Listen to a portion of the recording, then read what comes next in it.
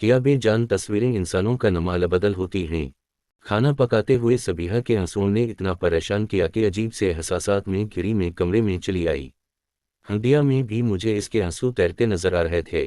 Bed پر بیٹھ کر میں نے کمبل لپیٹا اور ممتاز مفتی کی کتاب ان کہی کھول لی۔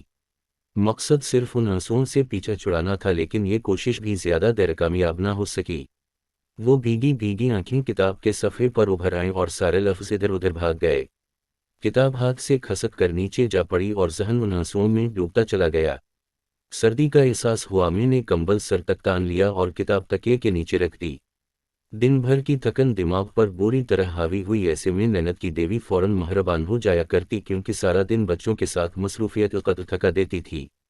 مجھے سکول میں پڑھاتے چند ہی دن ہوئے تھے۔ وہی گورنمنٹ کے سکولوں کے عام مسائل، کلاسز زیادہ اور سٹاف کی کمی کے باعث ایک وقت میں تین کلاسز کو سنبھالنا ایک مشکل اور صبر آزما کام تھا۔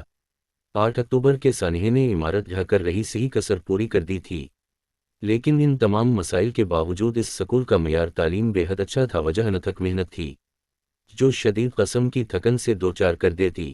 یوں تھک کر بستر پر لیٹتے ہی نینت کی وادی میں اتر جاتی، لیکن آج نینت کی جگہ بھی ان آنسوؤں نے لے لی تھی۔ چند لمحے بے چینی سے کروٹیں بدلنے کے بعد میں باہر کھلی فضا میں نکل آئی۔ ساری وادی اندھیرے میں ڈوبی ہوئی تھی، ستاروں کے ساتھ تنہا سفر کرتی رات بھی اپنے اندر اداسیاں سمیٹے ہوئے تھی۔ ذہن ایک بار پھر دن کے اس واقعے کی طرف جا نکلا اور اعصاب شکن لمحوں نے مجھے اپنے شکنجے میں جکڑ لیا۔ کبھی کبھی یوں بھی ہوتا ہے، کوئی ایک واقعہ آپ کو تمام تر حیثیت کے ساتھ اپنی طرف متوجہ کر لیتا، پھر آپ اس لمحے میں مقید ہو کر رہ جاتے ہیں۔ تیسرے پیریڈ کا آغاز ہوا تو سورج نے بھی پہاڑوں کے پیچھے سے طلوع ہو کر اپنی شکل دکھائی۔ جاتی ہوئی سردیوں کی نرم سی دھوپ خوشگوار حرارت لیے ہوئے تھی۔ جماعت سوئم کی طالبات کو لکھنے کا کام دے کر میں نے ان کی ہوم ورک کاپیاں اٹھا لیں۔ ابھی 3-4 کاپیاں ہی چیک کی تھیں جب سسکیوں کی آواز بے حد قریب سے آئی۔ وقت کم تھا اور مقابلہ سخت والا حال تھا۔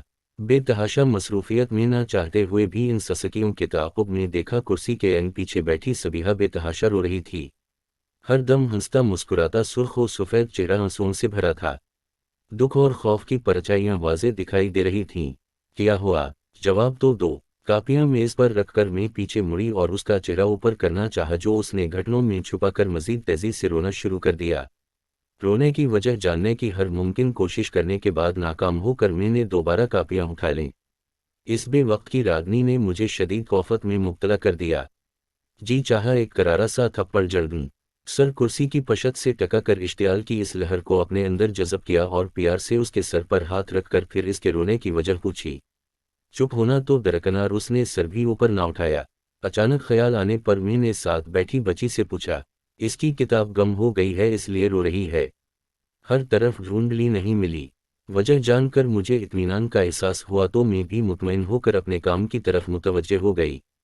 کون سی کتاب تھی؟ اردو کی۔ اوہ یہ کوئی رونے والی بات ہے، میرے پاس اردو کی کتاب ہے، وہ لے لو اور چپ ہو جاؤ۔ لیکن آنسو شدید تیزی سے بہنے لگے۔ میں نے حیران سا ہو کر سبیحہ کو دیکھا۔ رونا ہر مسئلے کا حل نہیں ہوتا۔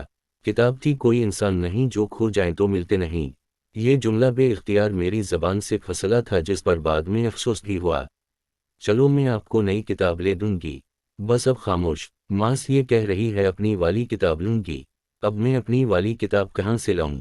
لیکن آنسوؤں کی شدت سے اس کے منہ سے ایک لفظ تک نہ نکلا۔ کام ختم کر کے میں نے کاپیاں بچوں کو تھمائیں تو میز کے اوپر ایک کتاب رکھی نظر آئی۔ ایک کتاب تو یہ ہے، یہ رکھی ہے، یہ تو نہیں، علامت واوین۔ یہ سنتے ہی اس نے جھٹکے سے سر اٹھایا اور تیر کی طرح لپکی۔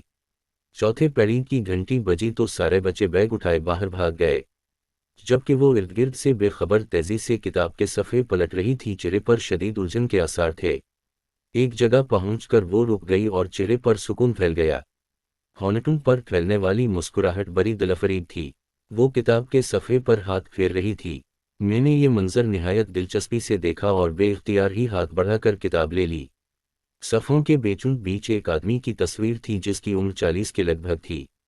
یہ میرے ابو ہیں۔ یہ کراچی کی تصویر ہے جب وہ وہاں کام کرتے تھے۔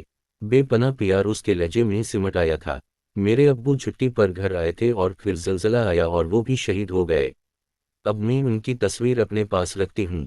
ہاں میرے خدا، تو وہ کتاب کے لیے نہیں تصویر کے لیے روئی تھی۔ اس نے کتاب میرے ہاتھ سے لی، کسی قیمتی متاع کی طرح سینے پر لگائی اور باہر نکل گئی۔ کیا بے جان تصویریں انسانوں کا نمال بدل ہوتی ہیں۔ میرا دل دکھ کی گہرائیوں میں ڈوبتا چلا گیا۔ اور اب سبیحہ کے آنسو۔ اگر ویڈیو پسند آئے تو میرے چینل کو سبسکرائب کریں اور ویڈیو کو لائک کریں۔